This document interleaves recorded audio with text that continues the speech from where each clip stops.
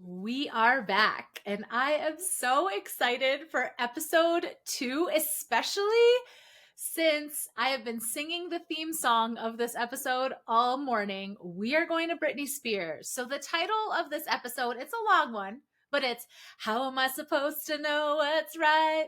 You just gotta do it your way. So have we gone back to 90s, early 2000s Britney Spears? Yes, we have. This was early 2000s.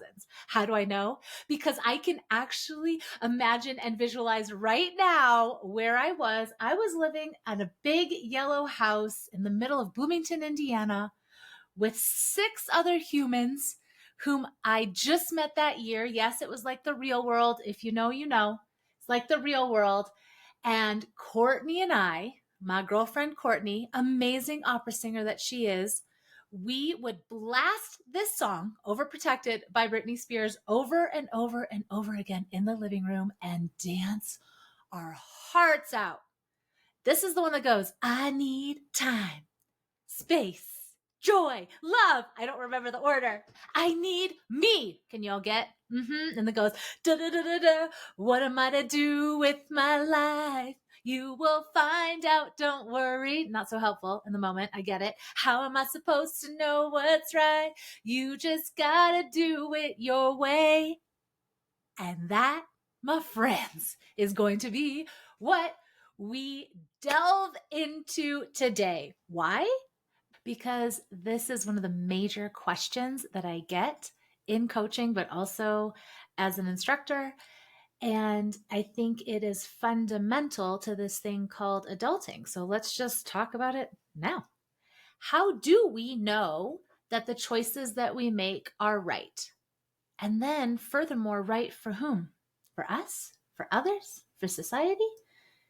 Ooh, it can get nebulous, but it can also cause a lot of pressure. It can cause a lot of insecurity and self-doubt. And the term that I hear a lot is loss, right? I feel super lost. And a lot of times it's coming from this idea that there is a right way to do this life, that there is a right way that has been set out in motion that we just need to somehow find outside of ourselves that will provide all of the answers. And we just follow the instructions and we live a fulfilling life. Y'all, I haven't figured it out that way. If that really has been the case, I have not heard of it. And so it's a little tough when we do not have the instruction manual. So what do we do in the absence of an instruction manual? Or even better, how do we create our own instruction manual so that choosing and making decisions that feel right to us becomes easier and easier and easier? Let's do that. So I remember in college feeling an extreme amount of pressure to make the right decision. And actually, the pressure was caused from a deep-seated fear that if I made the wrong decision, that I will royally screw up my life for the rest of my life. And that was related to choosing my major. What college do I go to? What jobs do I choose? Who do I hang out with? What love interest? All of those things. I was like, oh, I have to make all these right choices because if I don't, somehow the rest of my life is going to suck. Or I'm going to regret it the rest of my life. So here's the good news. The good news, so take it from me 20 years later, is there are very little decisions and choices that you can make that will royally screw up the rest of your life. I'm thinking, maybe don't break some laws that could send you to jail, but other than that, you're basically good. This is just the beginning of starting to make choices. And once you make a choice, you live that choice for a little bit. And then if ever that choice starts to not feel right anymore, there's that word again. If ever that choice starts to feel confining or icky, or you just don't want to do this thing anymore, guess what? You get to choose again. And then you get to choose again. And then you get to choose again.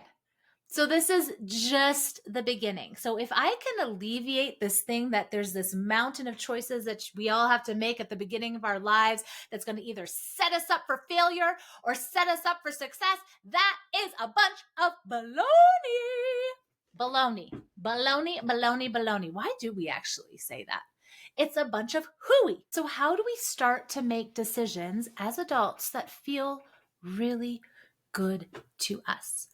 Let's first validate that doing things that feel good to us and making choices based off of what we want to do and trusting ourselves in doing so is difficult, because as we're brought up as children, we are actually brought up to listen to the adults. We are brought up to listen to others in order to help us survive. And as kids, that is how we learn how to live in this world, is by observing and listening and taking into account what older humans have done, what other people do, in order to gauge what we can do in order to continue to survive. But here's the issue with that, is we then reach this maturity. We reach this adulthood where now we need to start making decisions for ourselves. And we come to an equalizer point where we have learned the skills necessary in order to survive, and we are at the same page as other adults in this world. But it's a hard transition for us to now start to trust our own decision-making skills. Now, how does this affect us when there is a choice or a decision that we want to make in our lives? What we tend to do is we tend to crowdsource, and we get all of the opinions of everyone else, and we take that into consideration. But how often do we take into consideration our own opinions, what data we've actually acquired? We tend to also give priority or validate other people's opinions and judgments over our own. Again, not because there's something wrong with us, not because we're faulty. It's just the way that we were brought up as kids, except for now we're being asked to not be kids anymore. We're being asked to be these adulting things, and we don't know how to do it. So here's an analogy that works for me. Maybe it'll work for you.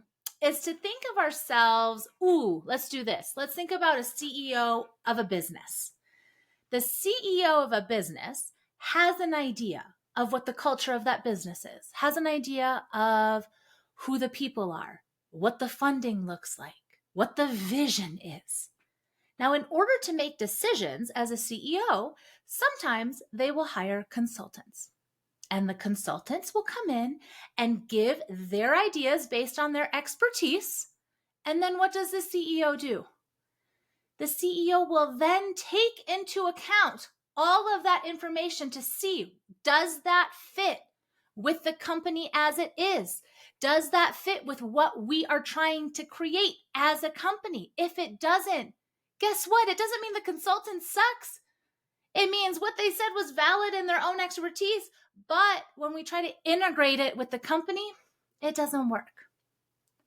What if, when we're listening to all of those opinions and judgments that people have about what this life is about and how to succeed at this thing called life, what if we could treat them as our consultants?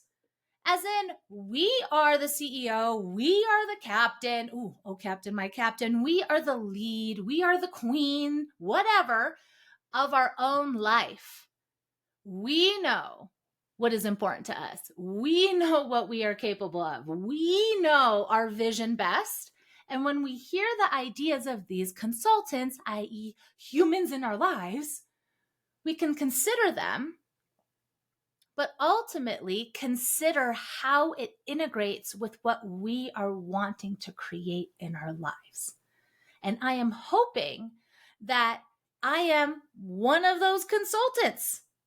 Sometimes you come here and you listen, and maybe you'll get a great idea that'll help you, or a different perspective that'll support you, or that'll give you clarity in creating whatever your next move is, sometimes I will be. And sometimes you're going to listen to what I say and be like, not for me.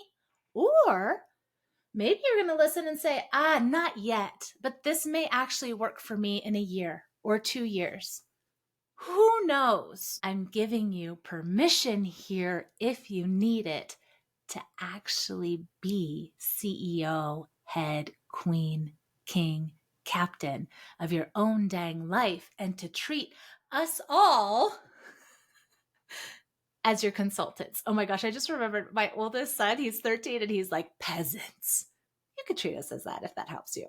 That is actually one major reason I love being a coach, is that I feel really uncomfortable when people ask me for advice, because I always have thought and still think, who am I to say what is best for you? I have ideas, I have perspectives, but you know your life best. You know what you want. You know what's important to you. You know the people who are involved. You know where you want to be going.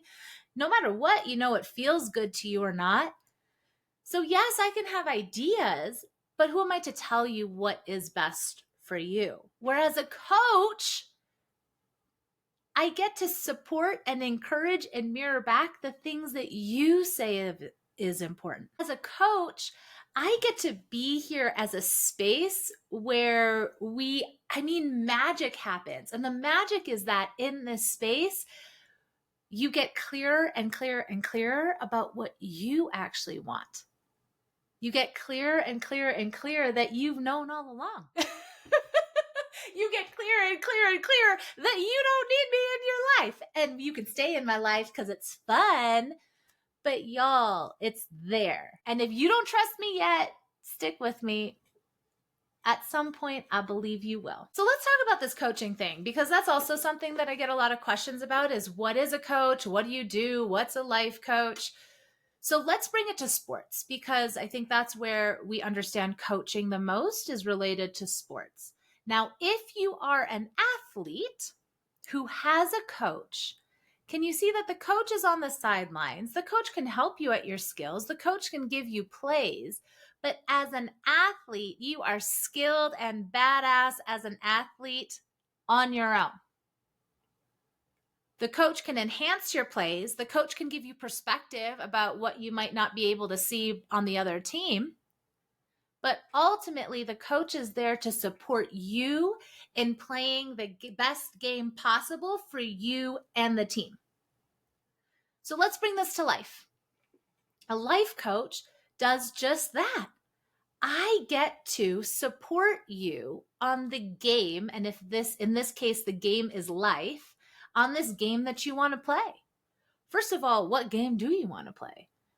And by what rules? What rules are we playing by? And how do you win this game of life of yours? And how do you want to play? Who do you want to play with? What role or positions do you want to play? And once we start to elaborate and to clarify those things, it's a go. Not because somehow I am better at doing this human thing than you are.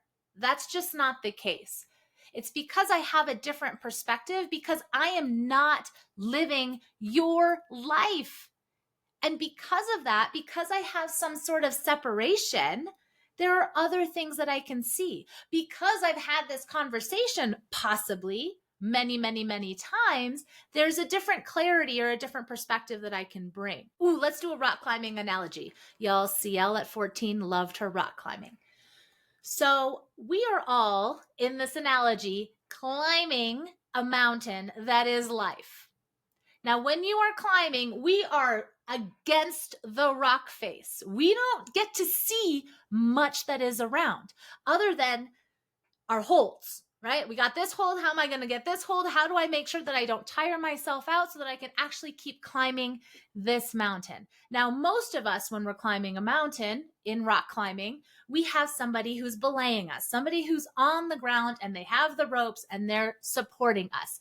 Think of the coach as the belayer in this analogy. So let's say I'm on the floor, I'm on the ground, and I'm belaying you, and you are up against this rock face. I am able to see, because I am at a different vantage point, that there may be a foothold for you right by your left knee. And you can't see it, again, because you are against the rock face and there's no way that you can see it from your perspective. But because I'm at a different vantage point, I can see it. And I can offer that as a suggestion and say, try, it looks like there is a hold by your knee on the left side. Try it out and see if that works for you. Does that belittle or discount the skill that you have in climbing your own damn mountain? Absolutely not. It gives you a choice, something that's out of your periphery, to say, oh, let me try it. Maybe that'll work. And as you move your foot up towards your knee, you can see, can I handle it? Does this actually work? Yes, it does. Keep climbing. Oh, no, that actually doesn't work. It's at a weird angle. Perhaps it's not a hold at all and it's a freaking beetle. I don't know. But that's the role of the coach. Encourager, cheerleader from the ground, somebody who can see different perspectives. Maybe they have a knowledge base. Maybe they've climbed this mountain 70 times. And so then you can use their knowledge base to climb this mountain and they know where the holds are. Awesome. Maybe they've climbed mountains like this 70 million times and can provide you that kind of information. No matter what, though, you're still the one who's climbing the mountain. And we are here to support you in doing that. Of course, if you have any other questions about coaching, you can always ask me and I will answer. So let's go back to the initial question. How am I supposed to know what's right? How am I supposed to do this life right? How am I supposed to make the right decisions for me? Let's talk about the word right. Yes, I'm still an English professor at heart, y'all. So the definition currently of the word right tends to mean what is correct, to live life correctly or in an acceptable manner. To which I would respond, well, who gets to decide what is correct? Who gets to decide what is acceptable? If we actually go back to the origin of the word right, it's linked to moral conformity. It's about conforming to moral standards, creating a standard according to moral law. Again, I ask, whose standard? So perhaps you do want to use other people's standards as the way to model your life. Please know that you are using other people's standards to do that and that it is a conscious choice to do so. Many of you, I will just say, I can't even say the word conform without freaking out. My whole being is like, you will not conform. So y'all just know that that's who I am and that's part of me. Some of y'all would be like, conform to what? In which case, again, I get to ask you, whose standard? And we are allowed to create our own standards.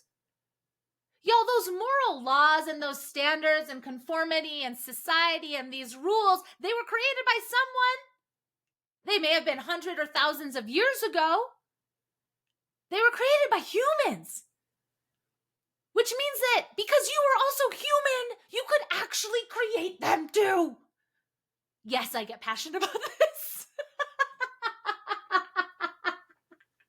And here's where it can get wonky, especially young adults, when we're trying to make decisions for ourselves and we are looking to people who we tend to trust to say, what do I do here? And they come out with a societal rule or a societal standard as an absolute that's like, this is the way that it is done.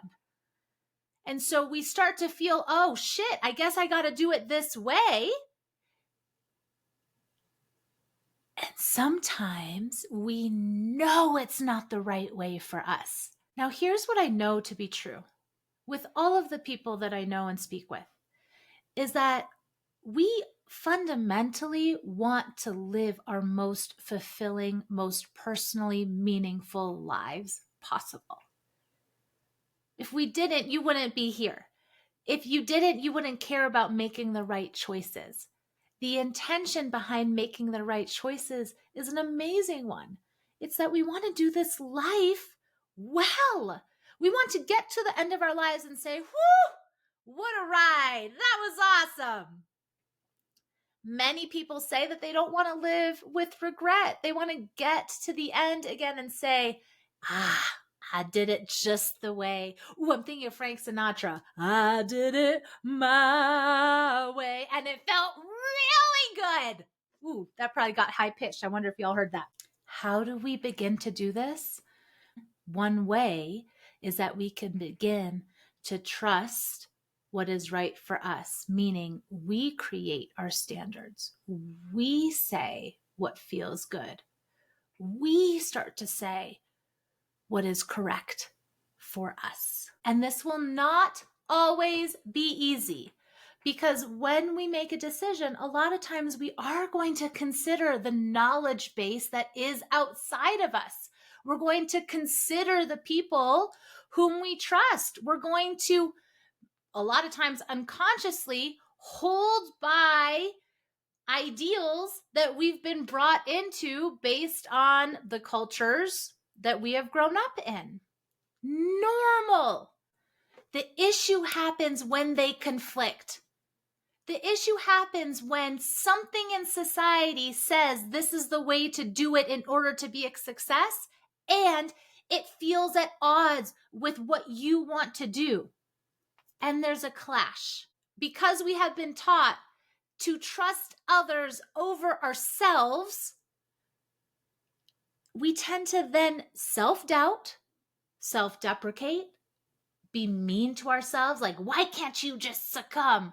Sometimes we're overwhelmed. Sometimes we go into paralysis. Again, normal reactions when we're at odds and when we are validating that there is one right way to do it, which is what society says, versus the way that we want to do it. And we've never tried it out before.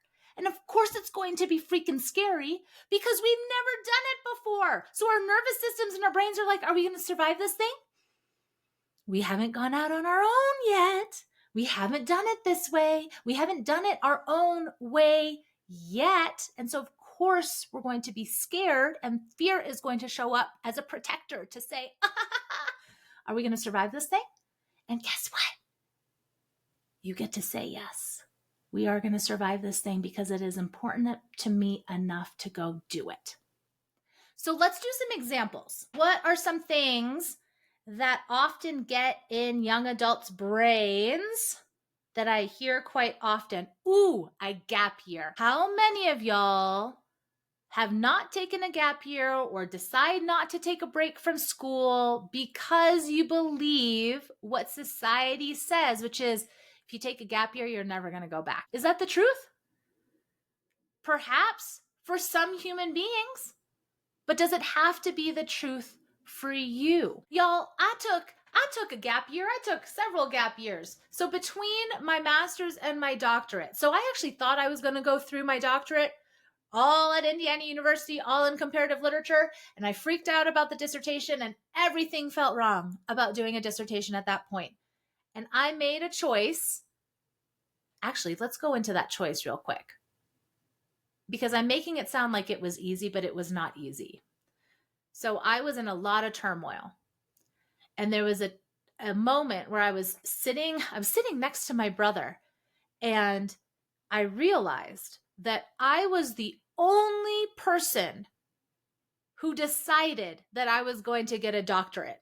Nobody in the world ever told me that I needed to get a doctorate. I was the one who said I was going to get a doctorate, and I was the one putting pressure on myself to get the doctorate. And I realized in that moment, sitting next to my brother, that because I was the one who decided I was going to get a doctorate, I was also the one that gets to decide I do not need to do it. Surprise, surprise. It felt so magnanimous to me in that moment. I remember having it wash over me, and I flipped out and I put my knees, and I got so excited, and I turned to my brother and I was like, I don't have to do my doctorate. And he was like, yeah. And I was like, this has changed my entire life. And so it was at that point when I realized I didn't have to, that I decided to get a terminal master's, graduate with that, still went off to go teach in France, did the things that I love to do. I at that point didn't know whether or not I was going to complete it or not, if I was ever going to finish this PhD or doctorate thing. And a couple years later, it felt right to me to go do the thing. And it was in a different field. It was in education. And it came at the perfect time because it just so happens that at that point, I decided to get a doctorate in education. And then I started to run schools. And then I decided to focus on teacher leadership and professional development and shit. I was actually doing that practically in real time while I was running the schools. It worked out. And because it was important to me, several years later, I decided to go back for my doctorate, and I did it. And y'all, even as I was doing my doctorate, I took breaks. I took breaks to like run schools and have babies and stuff. And I still finished. It still happened. And actually, I couldn't even tell you how many breaks I took. That's how much of a non-issue it has become. So yes, sometimes we'll hear something like, don't take a gap year because you'll never go back. That is a perspective or an opinion outside. Again, think of consultant. You can say, let me see if that actually works for me. Trusting that you know yourself best. Some of you, if it's important enough, you will come back and do the thing again. Some of you know that you absolutely need a break because you are so burnt out, because you are feeling so dead inside about whatever this thing is. And perhaps with some rest, with some perspective, with a break, you can then make a choice and a decision that works for you that may or may not include what you're taking a break from. Some of you may know that a gap year from school is a detriment to you. Some of you may know that you are so good with an accountability partner, that you love being in school, that you are not burnt out by it, and that it'll actually support you in your endeavors. Can you see that there are a variety of perspectives here, all related to gap year? And they can work for you or not based on, again, what is important to you, what you're able to do, where you are in the moment, what your vision is, what your goals are. There's a lot of malleable parts. And just because you don't do it right now doesn't mean you're never going to do it. Let's do another example. One that I hear so often related to productivity and laziness is work hard, play hard. Work hard, play hard. Is that not how our entire corporate work system is? Work hard for 45 years and then play hard for like 2.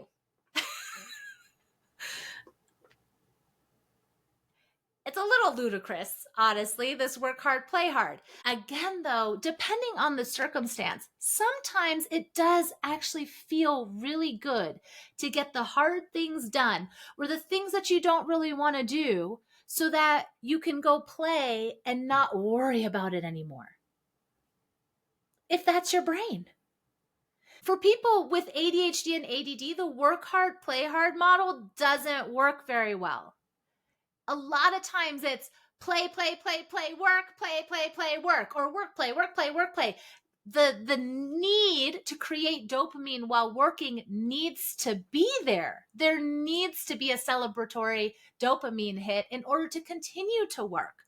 So can you see that there are variants? Again, this thing that society has deemed as successful, the rules, the standards, this conformity is not necessarily true for every individual case. All of this to illustrate that just because we have these so-called deemed right ways to do the world, to do life, to do this adulting thing outside of us, all these stories and narratives that are infiltrating our brains, we can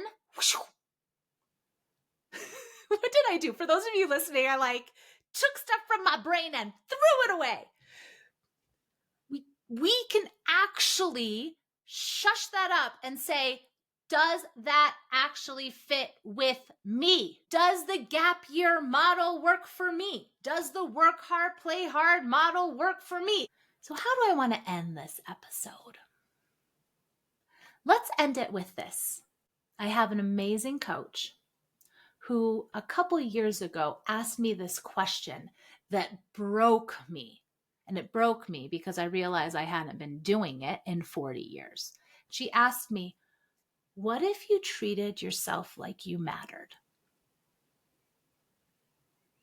So my friends, I am asking the same question of you today. What if in your life you treated yourself like you mattered? What if you treated yourself like your ideas mattered equally as much as other people's ideas? What if what feels good to you and what you want to do matters just as much as what other people want to do with their own lives? What if you could filter all of the noise that is other people's judgments, opinions, and advice through this filter that is, they are your consultants. And ultimately, you get to say what works best for you based on what you want, what you love, what feels good, what you're capable of, what's important to you, your energy levels today, your vision. And you get to use today, this moment, as your gauge. We don't know what life is going to look like in 40 years, 10 years, 6 months. But we do know how we feel today. And we can start to trust that when we make the steps that feel good and are based on values and standards that we set for ourselves because they're important to us right now,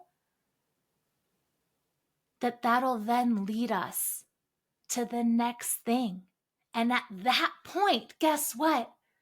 We get to then make new choices based on what feels good to us, what's important to us, and what matters at that point. And so on and so forth.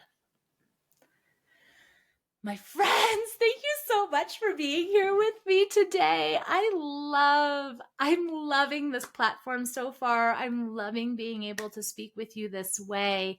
Please do connect with me. I really want to know if you have any questions or concerns about anything that we discuss in these podcasts. If you have ideas about future podcasts or things that you want me to elaborate on, please let me know. And of course, if there's something that hit you or really helped you, I would really appreciate knowing that. It helps me create next episodes and other ways that I can support you that are actually valuable to you. So thank you again for being here, and I'll see you at the next episode. Mwah, mwah, mwah. I realize that we are at the beginning of our podcasting journey together.